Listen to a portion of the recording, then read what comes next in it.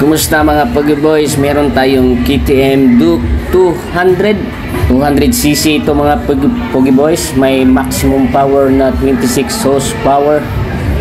Fuel tank capacity 13.4 liters. Liquid cooled. Single exhaust. DOHC. With sub. With 4 valves per cylinder. 4 stroke ito mga Pogi Boys. Maximum torque 19.5 Nm. FI chain drive Euro 4 at may 35 to 40 km per liter mga Pogi Boys. Ganyan katindi si KTM Duke 200.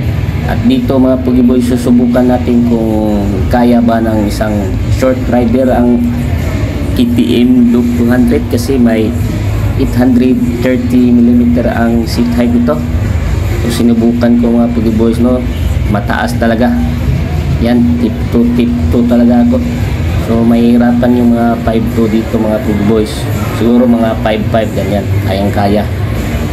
Pero may technique naman dyan mga Pogi Boys para maabot mo talaga yan. Kung gusto mo talaga itong motor na to, kayang kaya mo yan. May lowering link naman na binibenta, saka pwede mo rin yung tabasan mo yung upuan. Alright mga Pogi Boys.